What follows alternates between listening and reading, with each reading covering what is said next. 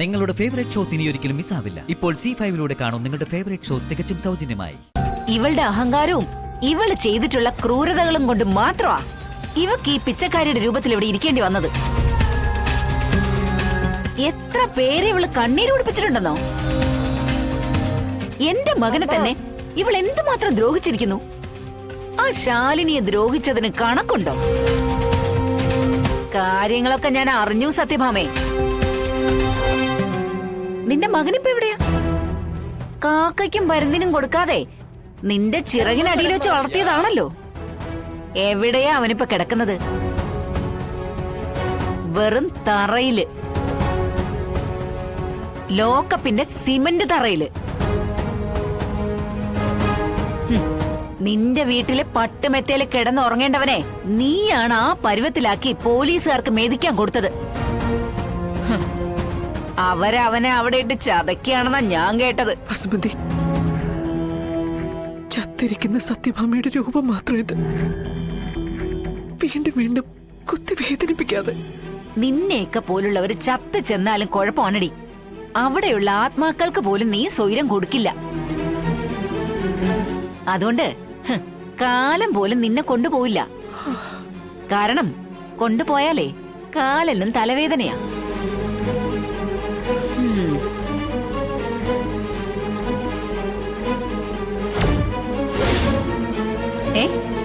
നിന്നെ ഈ പണിക്കും കൊള്ളില്ലല്ലോ സത്യഭാമേ.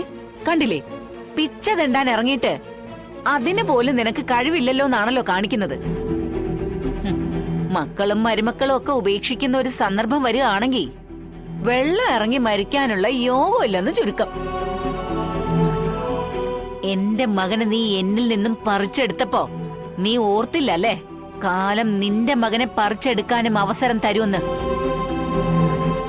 എന്തായാലും മകനെ രക്ഷിക്കാനായിട്ടാണെങ്കിലും ഒരു തൊഴിൽ പഠിച്ചിരിക്കുന്ന നല്ലതാ. 4 അരി തെണ്ടി അലഞ്ഞിട്ടാണെങ്കിലും തിളപ്പിച്ചു കുടിക്കാം. വസുമതി, ഈ വിവരം നീ മറ്റാരോടെങ്കിലും?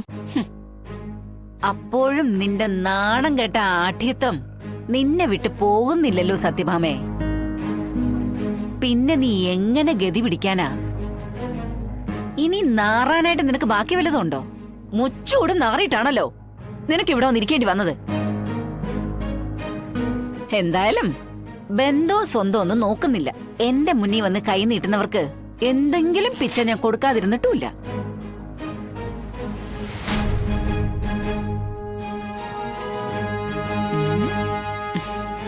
പക്ഷേ ചില്ലറയൊന്നും ഇല്ലല്ലോ സത്യഭാമേ. നീ ചെയ്തിട്ടുള്ള പാപങ്ങളൊന്നും ഈശ്വരൻ ഇതുവരെ ക്ഷമിച്ചിട്ടുണ്ടാവില്ല. അങ്ങനെ ക്ഷമിച്ചിട്ടുണ്ടായിരുന്നെങ്കിൽ നിനക്ക് തരാൻ എന്റെ കയ്യിൽ ചില്ലറ ഉണ്ടാവുമായിരുന്നു.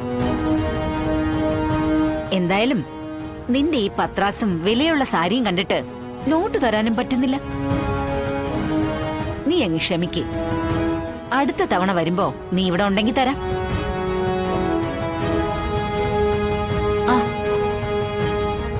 അല്ല, നീ ഇത് സ്ഥിരം തൊഴിലൊന്നും ആക്കുന്നില്ലല്ലോ അല്ലേ?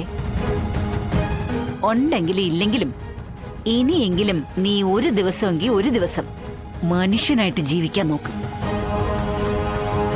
ഇല്ലെങ്കിൽ ചത്തു കിടന്നാ കുഴിച്ചിടാൻ പോലും ആരും കൂടെ കാണില്ല. ഡൗൺലോഡ് ചെയ്യൂ C5 ആപ്പ്. കാണൂ എല്ലാ എപ്പിസോഡുകളും സൗജന്യമായി.